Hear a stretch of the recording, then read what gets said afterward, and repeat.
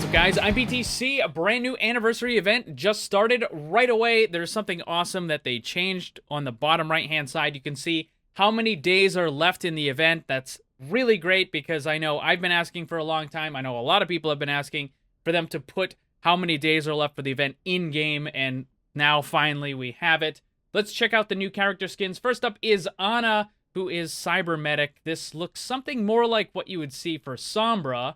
Not really very something I would expect on an Ana skin, but it's got that kind of Back to the Future cyber granny vibe with the glasses and stuff there.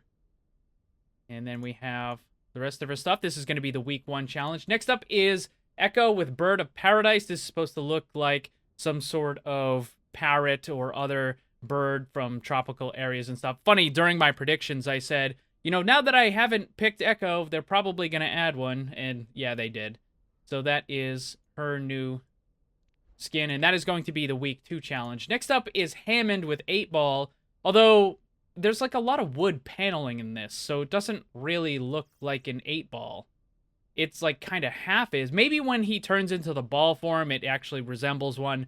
Right now, it just kind of looks weird. Also, Hammond has like the tuxedo vest and stuff, so that's kind of neat. And this is going to be the week 3 challenge. Next up, we have Baptiste with Funky, and it says Groovy on his belt right there. And he's got the lava lamp on the back. So that's pretty cool. And then this, his weapon. It also says Groovy on it. And it has that really ugly kind of look for it. Like the wood paneling and the cheap plastic sort of stuff that was super popular back then. And that just looks so ugly.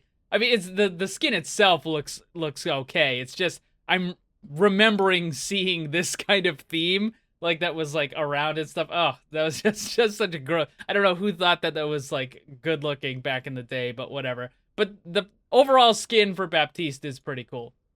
Next up is Gladiator Doomfist. This is easily my favorite skin for the character. This is just amazing. I really like the Roman and the Greek and Spartan type look from back in the day, and this looks really, really awesome.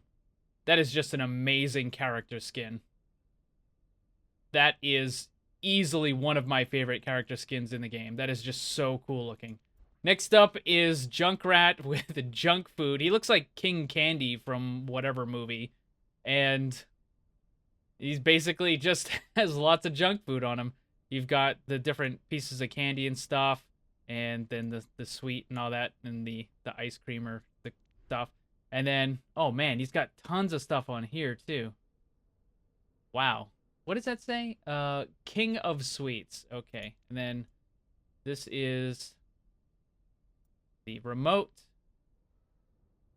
And it looks like some sort of cookie or a donut or something. I think it's supposed to be a donut. And then this.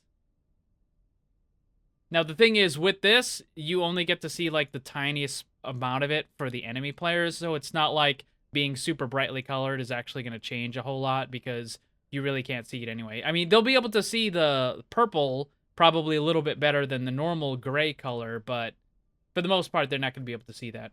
And then the tire as well.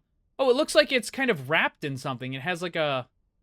It's a little difficult to see, but there is, like a little bit of a wrapping around it, and then you have the candy corn and stuff. Next up is going to be Moira with Venus, and obviously the Venus flytrap and that sort of stuff. But the back here, this is a flower that is absolutely giant. I think this is what it's supposed to be. I forget what it's. I think it's like the Titan Aaron or something like that is the short name for it, and it is basically a carrion flower. So, you know how most flowers smell nice and sweet, and they attract bees and butterflies and birds and stuff, and they come over and they help pollinate the plants? Well, this one, the carrion flower, smells like it's rotting, and it attracts flies and beetles, and it uses them to pollinate instead. And I think it only flowers like once every 2 or 3 years or something like that. So, kind of interesting that they added all that stuff to Moira. And then next up is the Black Cat for Sombra. Oh, she does have the tail. Wait a minute. Doesn't Diva have a black cat skin too? I wonder what the name of that is. I'll have to check it. So that is the black cat. And see, it has the same... Wait a minute here. Is that the same thing? It's pretty much the same thing. Did they just kind of reverse it? No, I mean, it's a little bit different. I was like, are they doubling that up? So that is the new Sombra, and it has the cat on there instead of the skull. It also has, like, the claw. That's kind of neat. So that is that, and then we've got emotes.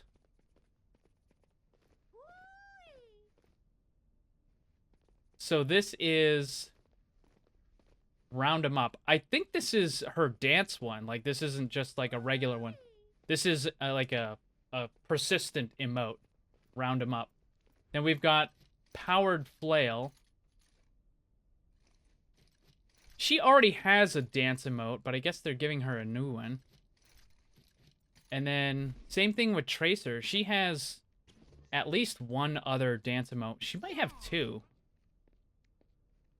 Maybe this is her second one. I can't quite remember. I never really use the dance emotes. Next up is Victory Poses. You've got At Ease for Diva. We've got Peace for May. Taking a Break for Torbjorn. That looks pretty similar to some of his other stuff, I think. And then we've got the voice lines. My blade never dulls. At least I'm not a hog. Smile. At least I'm not a rat. Well, that's kind of neat. They go together. Settle down. We're a good team. You're lucky to have me. Your judgment is flawed. That's getting spammed. How riveting. Give up! Me? No way. Amusement.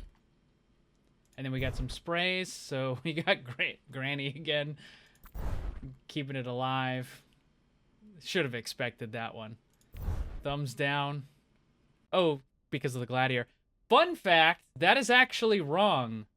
Or at least it's largely believed to be wrong. The thumbs down actually meant that you would survive. Like, you would put your sword into the ground. Again, this isn't 100%, but it is now generally believed that thumbs down was actually the sign of good, like spare him, let him live.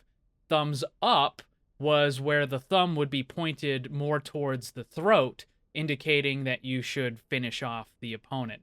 So it's kind of interesting that it's now been reversed. Like, we think thumbs up is good and thumbs down is bad, when in reality, for the Gladiator, it was far more likely that thumbs down meant that he was going to live, and thumbs up meant that he was going to die. Next up is Flutter. Again, you got some of the birds. Jawbreaker. And then we've got Mind the Thorns. On the Prowl. Corner Pocket. That one's kind of neat. No, it doesn't. It looks like it still does have... If this is what the one is actually going to look like... I mean, yeah, there's a lot of it that is the black, like the 8-ball, but there does seem to be a lot of the wooden stuff in there, too. That's kind of weird. You know what? Let me go and quickly check what the challenges are. Because week 1, Cybermedic Ana. Okay, so this is what they did. In the previous one, you had, in the archives, you had to get points through different stars through doing the missions. This week, or this time, they're going so, play games in quick play, arcade or competitive, wins count as 2 games. Okay, so they're basically going back to what they did before. Now, this might only be because this is the anniversary event, and there isn't any specific game mode, right? Like, with the summer games, it might be Lucio Ball that you have to play, right? With the Halloween, it might be Junkenstein's Revenge, or one of the specific modes or something like that.